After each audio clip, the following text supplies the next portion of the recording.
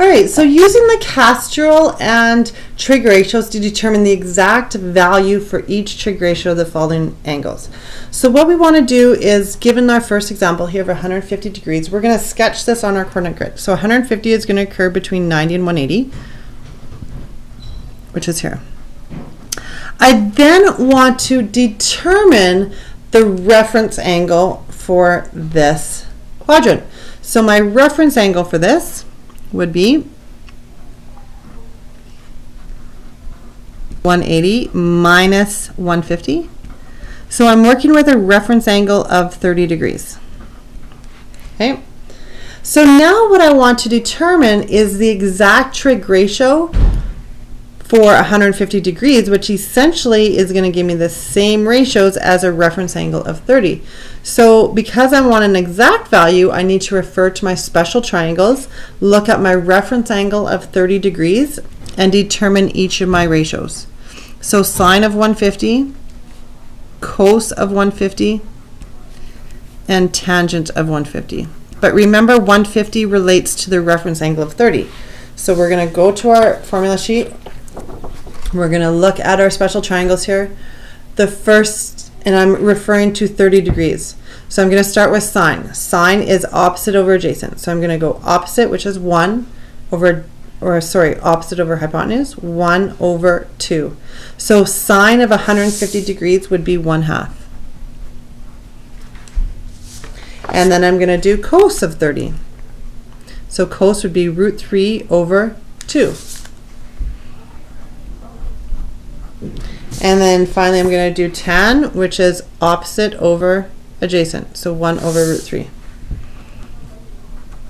Now remember, with our look here, our tangent ratio will have a radical in my denominator. I want to remove that radical, so I'm going to multiply the top and bottom by that radical.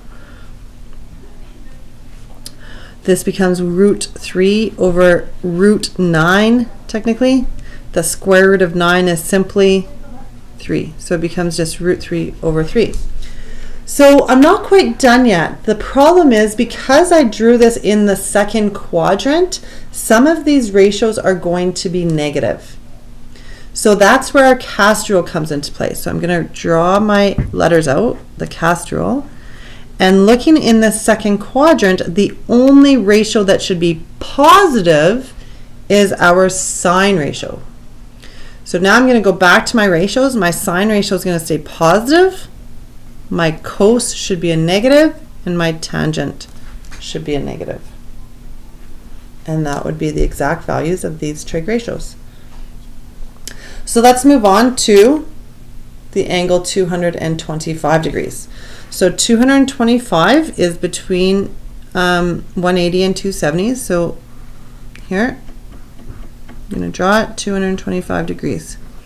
I am now going to find my reference angle by taking 225 and subtracting 180, which gives me a reference angle of 45 degrees. So now I'm going to find each of these trig ratios for 225 degrees, but each of these angles is relating to our reference angle of 45. Okay, so I'm going to go to my special triangles. I'm going to look at my 45-degree angle, and sine would be opposite over hypotenuse, so 1 over root 2.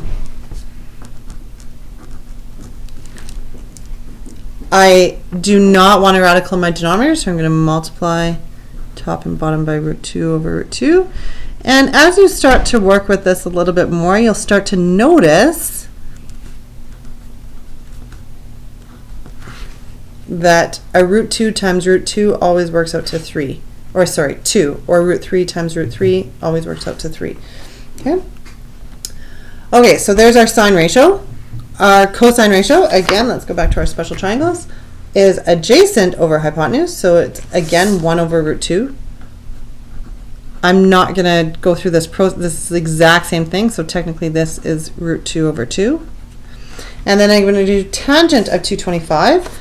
So tan would be opposite over adjacent, which would be 1 over 1, which is just 1.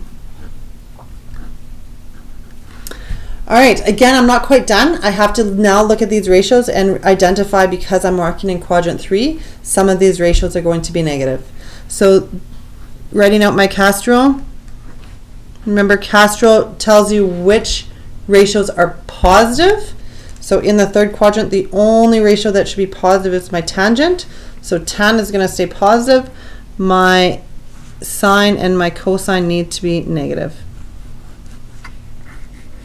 So these would be my 3 trig ratios.